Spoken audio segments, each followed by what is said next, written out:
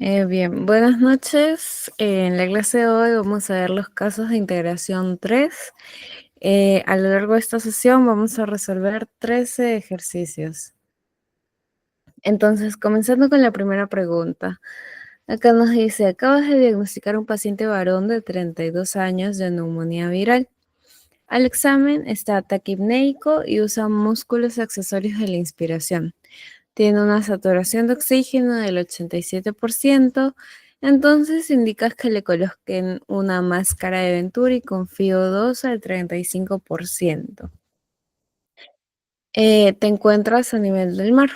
¿Cuál será la presión parcial de oxígeno en milímetros de mercurio que se le estaría administrando a este paciente? ¿Y qué ley de los gases te permite determinarla? Bien. Para resolver este ejercicio es necesario que recordemos, ¿no? Que nos dan ya el FiO2, también que estamos al nivel del mar y nos preguntan cuál será la presión parcial de oxígeno. Justamente existe una ecuación que la tenemos a través de la ley de Dalton,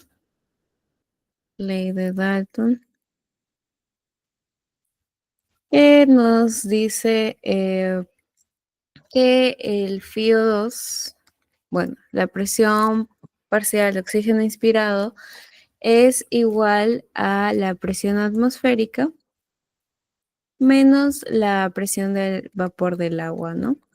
Estos son dos datos que ya conocemos por teoría también, y a este se le multiplica el FiO2.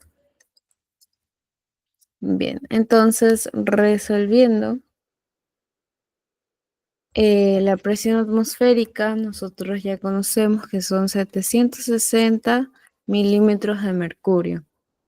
La presión del vapor del agua son aproximadamente 47 milímetros de mercurio. Estos son datos que recordamos por teoría.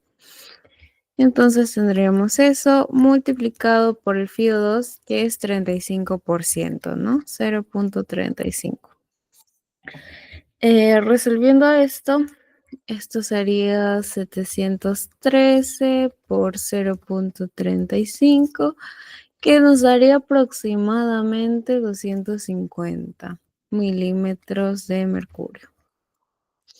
Entonces, como ya mencionamos, entre las opciones tenemos a la ley de Dalton y el valor más aproximado a 250 es el 266, así que en este caso la respuesta correcta sería 200, bueno, la alternativa D, ¿no? Bien, entonces pasamos a el siguiente ejercicio.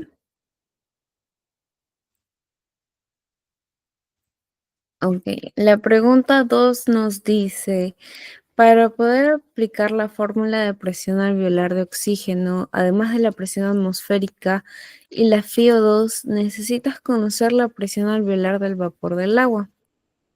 ¿Cuál es ese valor? Bueno, es justamente lo que hemos visto antes, ¿no? Uno de los valores implicados antes. Eh, el valor estándar, por teoría, es 47 milímetros de mercurio. Que lo deben haber visto en alguna clase pasada.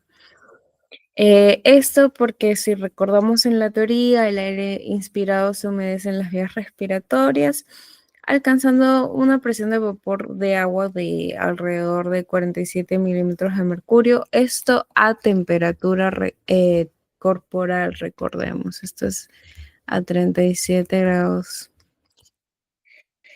Em, Esta presión pues se resta a la presión atmosférica antes de calcular la presión alveolar de oxígeno, que es justo lo que hemos hecho en el ejercicio anterior, ¿no? Entonces, ahí está lo que comentamos, son 47 milímetros de mercurio, que en este caso es la respuesta E. Bien.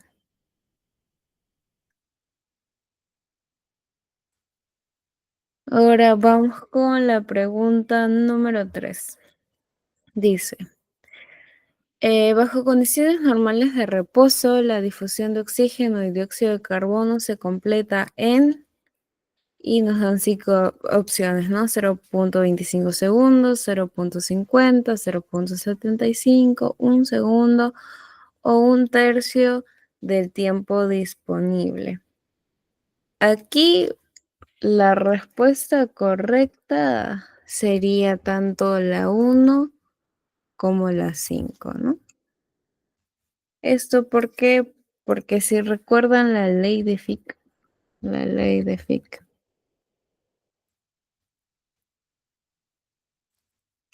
eh, bueno, según esta ley, la tasa de difusión va a depender de 3 datos, ¿no? Uno,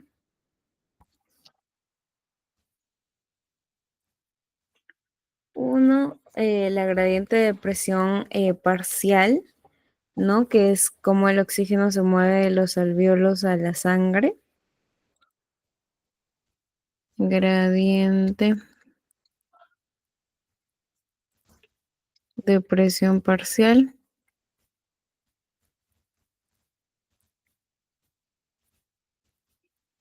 Después tenemos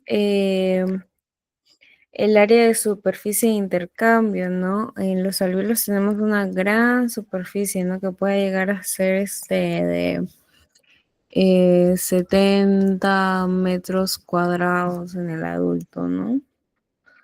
Entonces, eso, el área de superficie.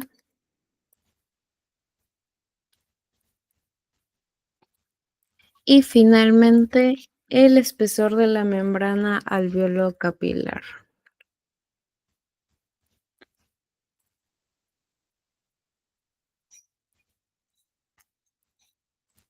Bien. Cuanto más delgada, pues, esta membrana, mejor la difusión. ¿Mm? Por ejemplo, en casos de enfermedades como fibrosis pulmonar, por ejemplo, eh, al haber fibrosis justamente en los pulmones, dificulta el intercambio gaseoso. ¿Por qué? Porque la membrana, el espesor de la membrana se encuentra mucho más grueso. Bien, entonces, el tiempo total de tránsito, justo para responder esa pregunta, el tiempo total de tránsito sanguíneo por el capilar pulmonar es de aproximadamente 0,75 segundos. Esto también lo saben por teoría, ¿no? Esto es así, digamos que esto es así, aquí está el alveolo y pónganle que acá hay un glóbulo rojo, pues, alveolo, glóbulo. Bien. Entonces, este sería el tránsito sanguíneo por el capilar pulmonar, ¿no? Todo esto acá. Todo esto se va a dar en aproximadamente 0,75 segundos. Pero la difusión ocurre solamente en 1/3 de este tiempo, ¿no? Vamos a dividirlo en 3. Y es justamente en 1/3 que se va a dar el intercambio gaseoso. Y bueno, por eso es la 1 y la 5, porque 1/3 de 75 también es 0,25 segundos, que es tanto la 1 como la 5. Bien, entonces eso es. Ahora sí, pasamos a la pregunta 4. La pregunta 4 nos dice: ¿qué ley de los gases dice que la difusión de los gases es inversamente proporcional al peso del gas? ¿Y qué ley dice que a mayor presión ejercida por un gas, mayor la concentración del gas disuelto en un líquido? Bien, la respuesta correcta en este caso sería la ley de Graham y la ley de Henry, ¿no? Vamos a ver, ¿qué nos dice la ley de Graham? La ley de Graham nos explica que la velocidad de difusión de un gas es inversamente proporcional a la raíz cuadrada de su masa molecular.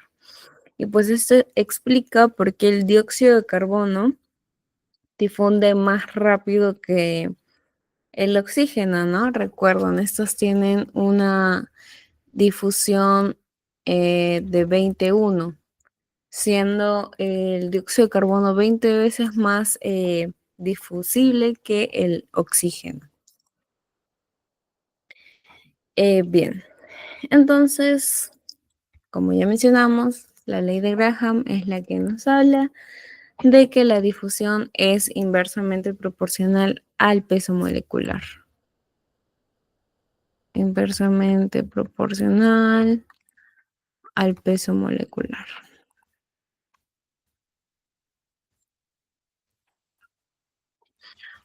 Por otro lado, tenemos la ley de Henry. ¿Qué nos dice la ley de Henry? Teóricamente, esto nos dice que la cantidad de gas disuelto en un líquido es proporcional a su presión parcial. Y bueno, esto es clave para la oxigenación sanguínea y en problemas como enfermedades de descomprensión. Ujú. Y acá nos preguntan, ¿no? ¿Qué ley dice que a mayor presión ejercida por un gas, mayor la concentración del gas disuelto en un líquido? La ley de Henry. Bien, y esa sería la pregunta 4.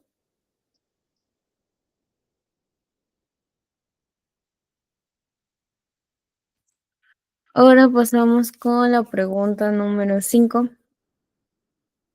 Esta nos dice, el señor José, de 68 años, ingresa a emergencia en insuficiencia cardíaca congestiva con edema agudo de pulmón.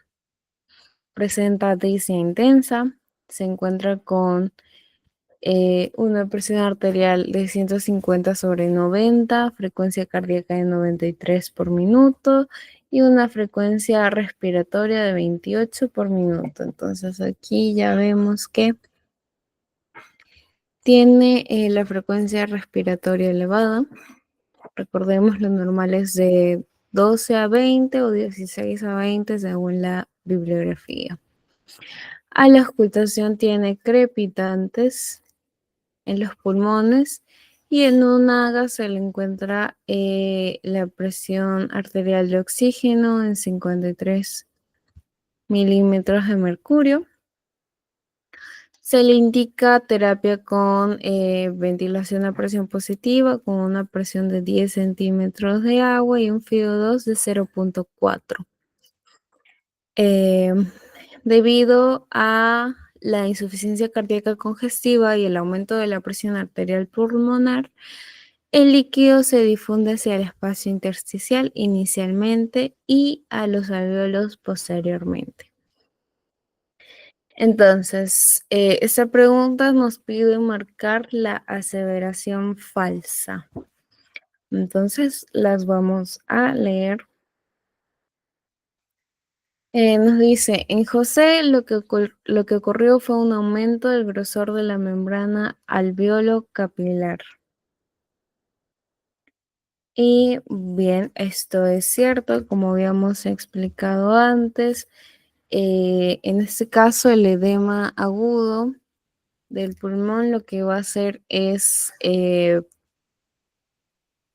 inflamar, ¿no?, la membrana por parte del alveolo, lo cual aumentaría el espesor de la membrana y dificultaría pues el intercambio gaseoso. De ahí, la B dice, la difusión en José está muy disminuida. Justamente por el aumento del grosor de la membrana disminuye la difusión, ¿no?, el intercambio gaseoso. El colocar la ventilación a presión positiva tiene el objetivo de mejorar la difusión al incrementar la presión alveolar aplicando la ley de Fick. Em, Eso también es verdad. Eh, Aquí, para comentarles un poco de teoría, ¿no? Esta máquina de presión positiva continua en la vía aérea mejora la oxigenación al aumentar la presión alveolar y reducir el edema pulmonar. Esto se relaciona, como bien dice acá, con la ley de Fick, que dice que la difusión mejora si aumentamos el gradiente de presión. Entonces, esta también es verdadera. Y nos queda la D, que sería la falsa, ¿no?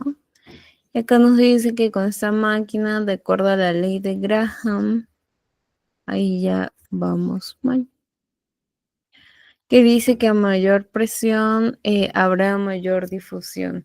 Bueno, en este caso esto es falso únicamente por la ley. Acá, como ya mencionamos antes, no es la ley de Graham, ya que, como ya mencionamos antes, esta trata sobre la difusión en función al peso molecular, ¿no? En cambio, en este caso se trata de la gradiente alveolar, ¿no? Como vemos en la ley de Fick. Y bien, entonces aquí la respuesta sería la D. Esta es la falsa.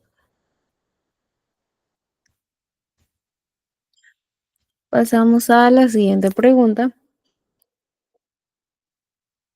Pregunta número 6. Dice, Juana es una paciente con historia de fibrosis pulmonar. Fibrosis pulmonar.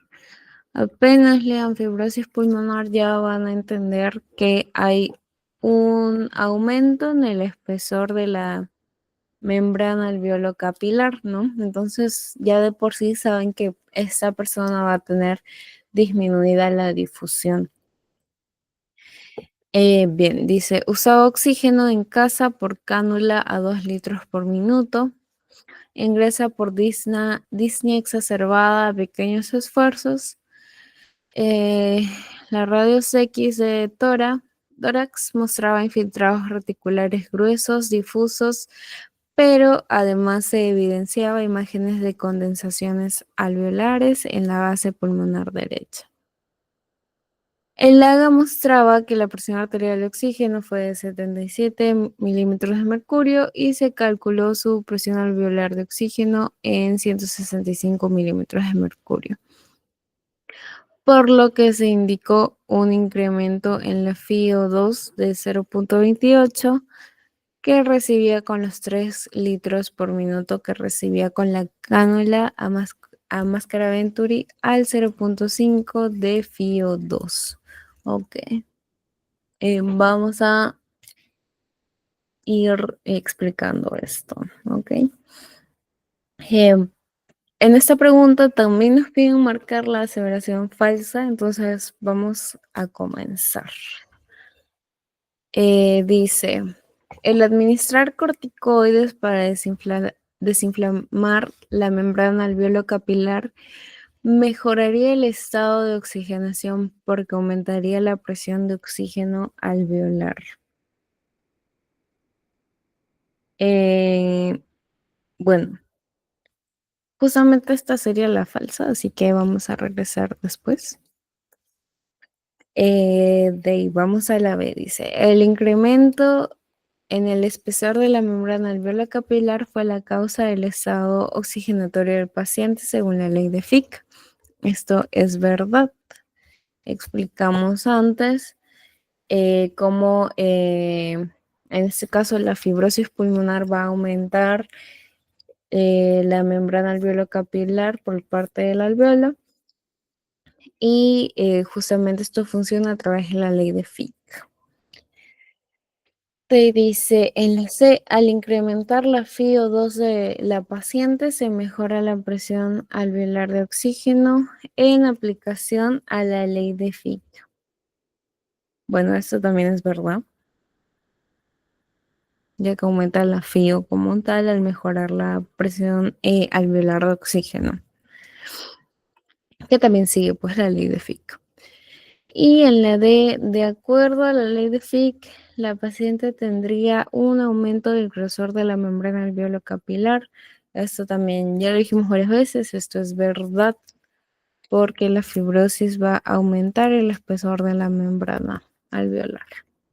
Muy bien, entonces ahora regresamos a la falsa, que es justamente la A. Bien, el problema en la paciente es, como ya mencionamos, el engrosamiento de la membrana alveolo-capilar, ¿no? Lo que justamente disminuye la difusión de oxígeno según la ley de Fick. Bien. Los corticoides sí reducen la inflamación, pero no aumentan directamente la presión de oxígeno alveolar, ¿no? Ya que no modifican la FIO ni la presión inspiratoria de oxígeno. Así que pues esto no puede ser verdadero, ya que esto no es cómo funcionan los corticoides, ¿no? Bien, entonces esa sería la respuesta a la A.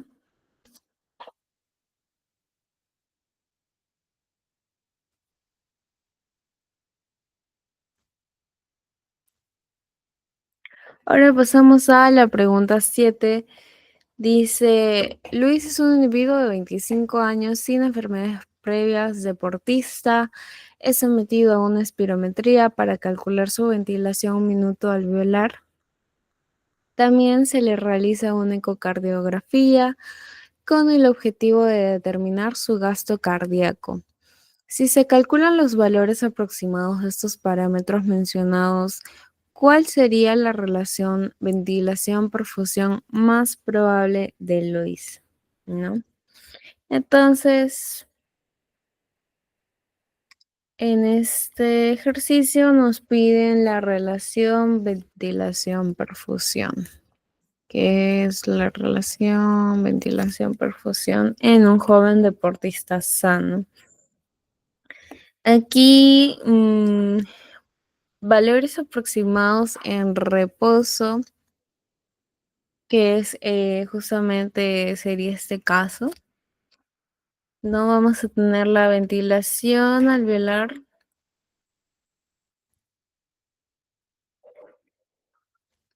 Sería de aproximadamente 4 a 5 litros por minuto.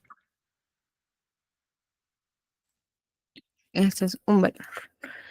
De ahí, el gasto cardíaco, la perfusión pulmonar sería también alrededor de 5 a 6 litros por minuto. Y la relación VQ esperada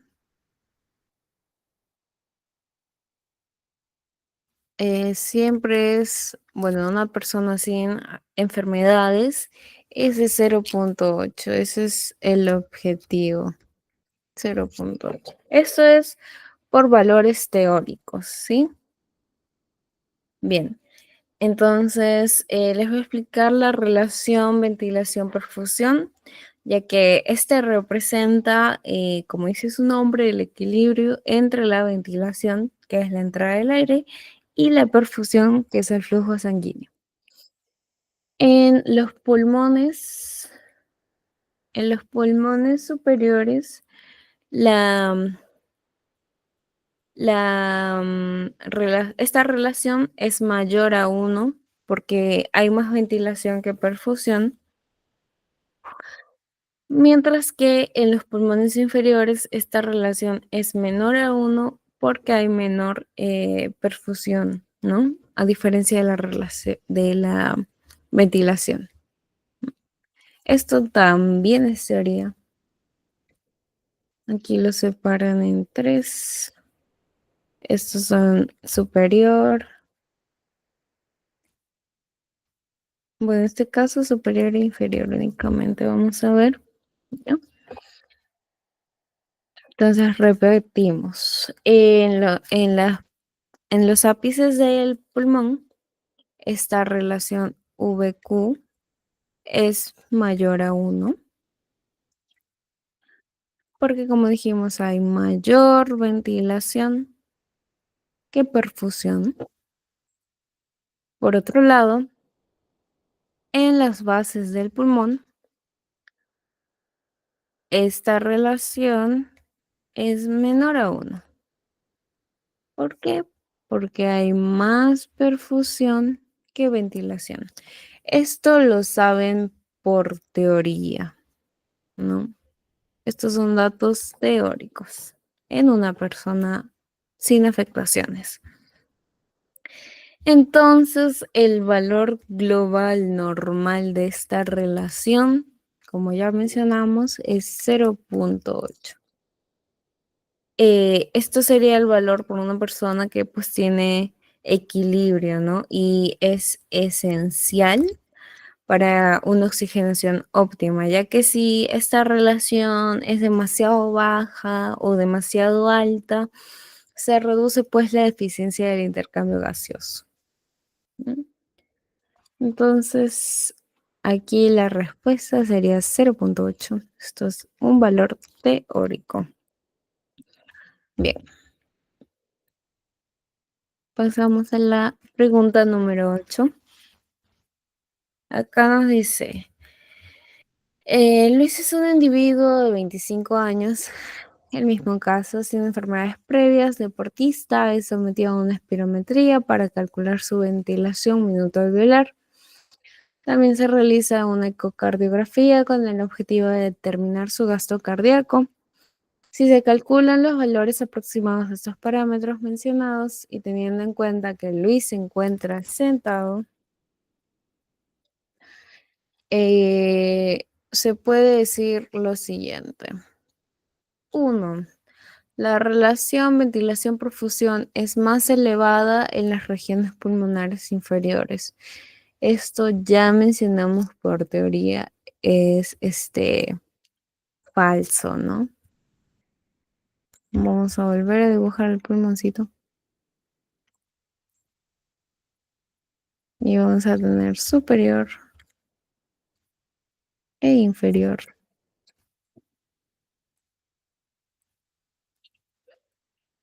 En los ápices de los pulmones hay más ventilación que perfusión, mientras que en las bases hay más perfusión que ventilación, ¿no? Entonces acá nos dicen, y recordemos lo que dijimos antes, entonces justamente por eso esta es mayor a 1, esta suele ser menor a 1 en las bases y recordemos el valor normal es aproximadamente 0.8 de esta relación. Ok, entonces ahora sí.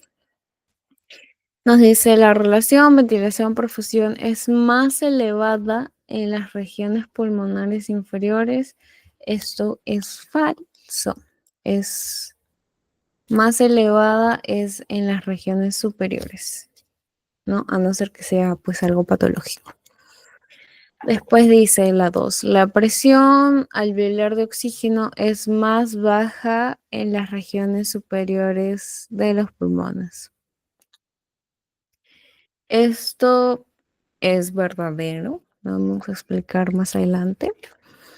La relación ventilación-perfusión es más baja en las regiones superiores de los pulmones. Esto es verdad.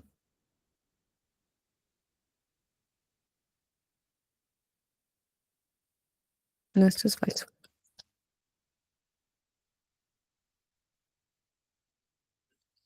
Y la relación ventilación-perfusión es más alta en las regiones pulmonares superiores. Y esto es verdadero.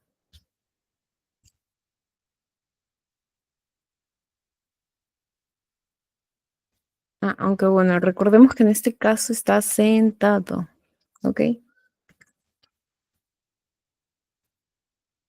Está sentado. Bien, vamos a explicarlo ahorita. Bueno, eh, Todo esto está influido por la gravedad, ¿ok? Por eso son valores teóricos. En bipedestación, la gravedad influye pues en estos dos valores, por lo tanto en la relación.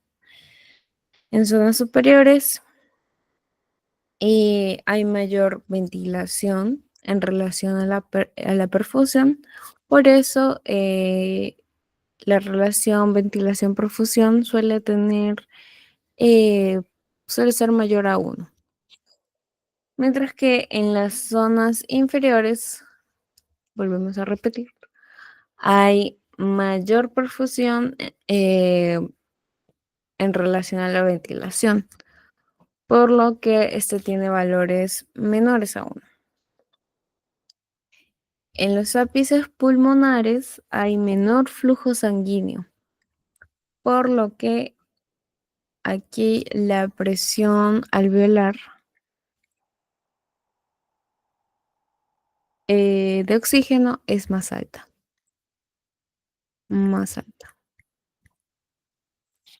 Mientras que en las bases la perfusión es mayor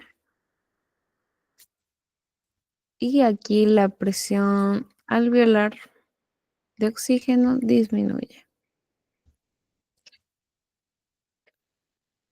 Entonces, esto explica por qué enfermedades con alteración de esta relación pueden causar hipoxemia, ¿no? Dependiendo de la zona afectada.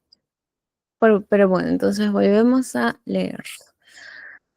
La relación ventilación-perfusión es más baja en regiones superiores de los pulmones. Falso. La relación ventilación-perfusión es más alta en las regiones pulmonares superiores. Verdadero. Entonces aquí la respuesta sería 2 y 4. ¿Ok? 2 y 4. Bien.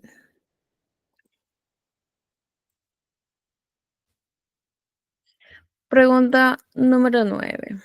Dice, José es un varón de 32 años. Fue llevado a emergencia por presentar una disnea severa. Se desconoce si tenía antecedentes patológicos. En un análisis de gases arteriales se evidencia que la presión arterial de oxígeno es de 62 milímetros de mercurio. La presión alveolar de oxígeno calculada es de 71 milímetros de mercurio. ¿Cuál de los siguientes enunciados explica mejor los síntomas de José? Bueno, primero vamos a calcular el gradiente, ¿sí? Se nos da el dato de que la presión arterial de oxígeno es 62 y la presión alveolar de 71.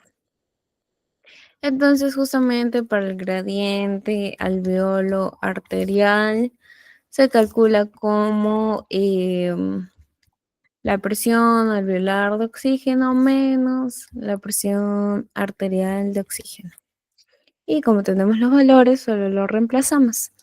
71 menos 62. Esto es igual a 9 milímetros de mercurio. Este es el gradiente. ¿Por qué lo calculamos? Porque queremos saber si este es un gradiente normal o si es algo patológico, ¿no? Este gradiente normalmente está entre 5 y 15 milímetros de mercurio. Un gradiente mayor, pues nos indicaría algún problema de difusión o un shunt, ¿no? Pero aquí vemos que el gradiente en realidad está dentro de los parámetros normales, por lo que en todas nuestras respuestas nos dice desviación de izquierda a derecha. No podría ser. Hipoventilación, de hecho sí. De ahí dice incremento de la relación ventilación-perfusión. Después nos dice desviación de derecha a izquierda y finalmente compromiso en la difusión, ¿no? Les voy a explicar por qué. eh, la mejor respuesta sería la B, ¿no? La hipoventilación causa hipoxemia. Hipoxemia. Y la causa sin alterar significativamente justamente este gradiente alveolo arterial. Y como vemos, no está alterado. Así que en realidad esta sería la mejor explicación, ¿no? Porque, por ejemplo, en una derivación de derecha a izquierda, el gradiente sería gradiente alveolo arterial sería mayor a 15, ¿no? Eh, por ejemplo, este que les digo sí nos da un gradiente normal.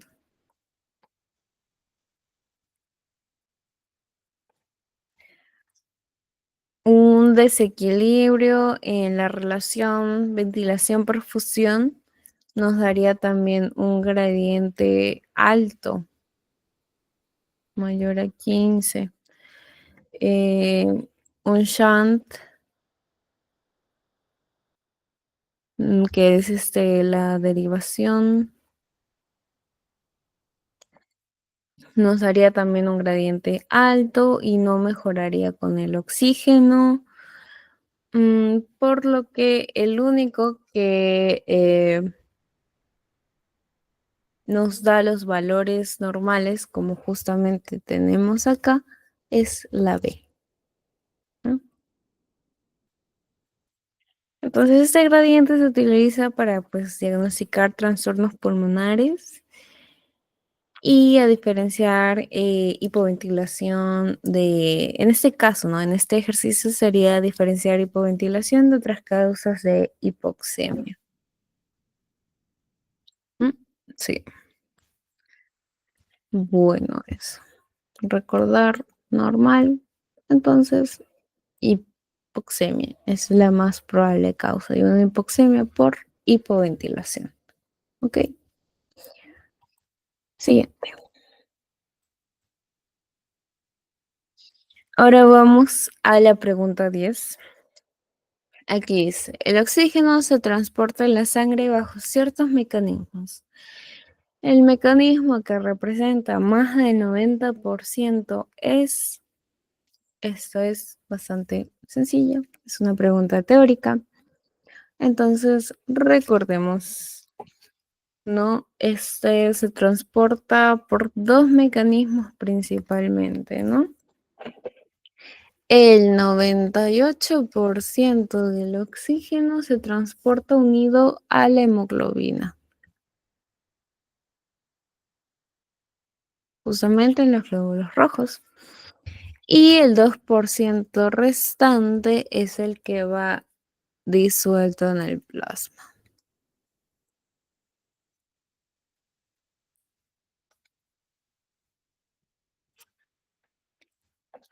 Entonces, ¿qué nos dice la pregunta? El mecanismo que representa más del 90% es el que va unido a la hemoglobina. En este caso sería la respuesta C. Y bueno, si les explico un poco de teoría, pues podrían recordar la curva de disociación de la hemoglobina, que muestra la relación entre la saturación de la hemoglobina y la presión arterial de oxígeno, ¿no? Una presión arterial de oxígeno en 100 milímetros de mercurio nos habla de una saturación de un 98% más o menos. Por otro lado, bueno, les voy a dibujar la curvita. Si la recuerdan, es algo así. No está. es algo así, ¿no? Y más o menos acá era lo normal, ¿no? Donde vamos a tener una saturación de 98% y una presión arterial de 100 milímetros de mercurio. Esto es con 100 milímetros de mercurio.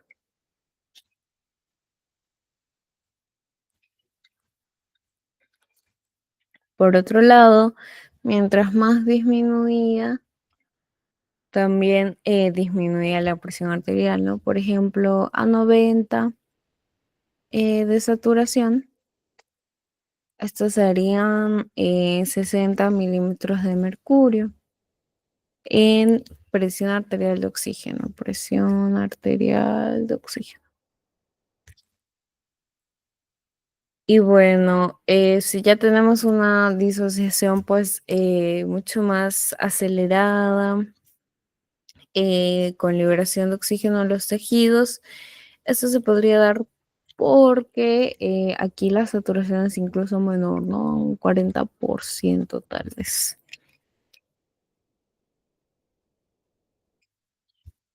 Sí, más o menos. No, menor al 40%.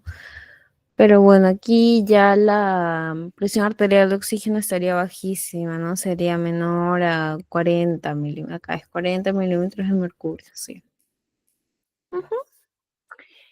Y bueno, si ustedes recuerdan los factores que desplazan esta curva a la derecha, son el aumento de dióxido de carbono, la acidosis, aumento de hidrogeniones, aumento de hidrogeniones. Y también estaba la temperatura y el 223 BPG. Realmente ahorita no recuerdo el nombre de la BPG. Pero bueno, todo esto favorece la desviación a la derecha. Bueno, el desplazamiento de la curva a la derecha favorece la entrega de oxígeno a los tejidos. ¿Ok? Porque justamente como ven, si más se va a la derecha, mayor es la saturación. Y esto explica por qué el oxígeno depende más de la hemoglobina eh, que del oxígeno disuelto en plasma, ¿no? Ya que esto es la presión arterial de oxígeno con la saturación, ¿no? Espero que lo hayan entendido. Ahora pasamos a la pregunta 11. Acá dice, niveles más elevados de oxígeno disponible para los tejidos se asocian a,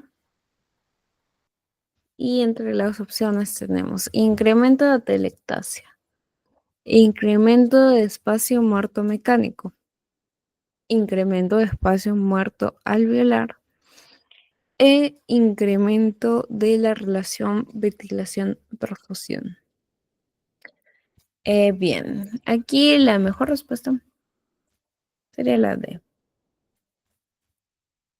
Yo diría que es esta. Entonces, ahora lo vamos a explicar. Si bien recuerdan, un aumento en esta relación mejora la oxigenación, ¿no? Justamente como sucedía, por ejemplo, en los ápices del pulmón, donde había mayor ventilación y por lo tanto esta relación era mayor a 1, es lo que explica que mejore la oxigenación, ¿no? Ya que en estos casos donde está aumentado hay mayor ventilación.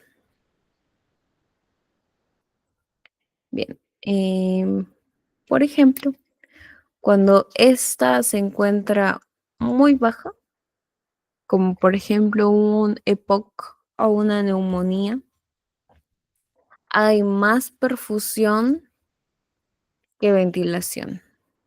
Más perfusión que ventilación, ¿no? Si recordamos, cuando en la relación es menor a uno, es porque hay mayor perfusión que ventilación, ¿no? Y esto puede suceder en casos de POC, neumonía, y por lo tanto, al haber más perfusión que ventilación, hay menos oxígeno en la sangre arterial. ¿Ok? Cuando esta relación es alta, como en un caso patológico, como lo podría ser la embolia pulmonar, hay más ventilación que perfusión. Aquí se desperdicia el aire inspirado ya que no hay suficiente perfusión, ¿no? Que es justamente cómo se distribuye el oxígeno hacia la sangre, ¿no? Y en caso de que sea una relación óptima, que ya mencionamos, valores normales, una persona sin ninguna patología, es aproximadamente 0,8. Este asegura un adecuado transporte de oxígeno a los tejidos, ¿no? Porque hay un equilibrio entre la ventilación y la perfusión. Bien. Entonces, acá, ¿qué nos dice? Niveles más elevados de oxígeno disponible para los tejidos se asocian con un incremento en la relación ventilación-perfusión. Y bueno, además, entender este concepto como tal también les va a ayudar a entender lo que es insuficiencia respiratoria, hipoxemia, también estrategias para la oxigenoterapia, que es una clase que veremos más adelante. Entonces yo les recomendaría que lo repasen, ¿no? Vamos a la pregunta 12. La pregunta 12 nos dice, Jorge está en el séptimo día de una neumonía por COVID. Dado que quieres conocer la severidad de la enfermedad mediante la valoración del porcentaje de shunt, necesitas encontrar los contenidos arterial, venoso y capilar de oxígeno. Teniendo en cuenta que Jorge tiene una hemoglobina de 14 por ciento, bueno, gramos por decilitro, y su AGA revela una presión arterial de oxígeno de 55 milímetros de mercurio y saturación de oxígeno de 87. ¿Cuál es el contenido arterial de oxígeno? Lo vamos a calcular, ¿no? Recordemos, estas también son fórmulas teóricas que tienen que aprenderse. En este caso, para hallar el contenido arterial de oxígeno, la fórmula es hemoglobina por 1,34. Este es un valor teórico por la saturación de oxígeno más 0,03003 por la presión arterial de oxígeno. Ok, este 0,003 también es teórico, un valor teórico. Ok, entonces para hallar esto, únicamente tenemos que reemplazar, ¿no? Acá tenemos ya los valores. 14 gramos por decilitro, 14 por 1,34 por la saturación que es 87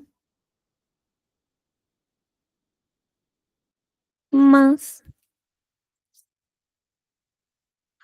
0,003 por la presión arterial de oxígeno, que en este caso nos dicen es 55,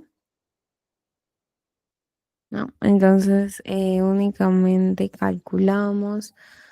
Todo esto sale aproximadamente 16,32 más eh, lo que sale aquí, que es 0,165. Cuando calculen esto, al final la parte más importante es justamente esta.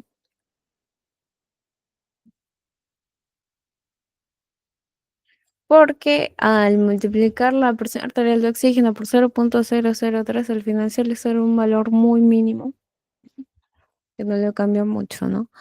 Entonces, esta es la más importante para que al menos sea un aproximado. En este caso, esto nos da 16,49 de volumen. En este caso, lo que queremos hallar es el volumen porcentaje. Entonces, esto lo redondeamos a 16. Y entre las respuestas, la C es la 16. ¿No? Eh, sí, y eso sería todo.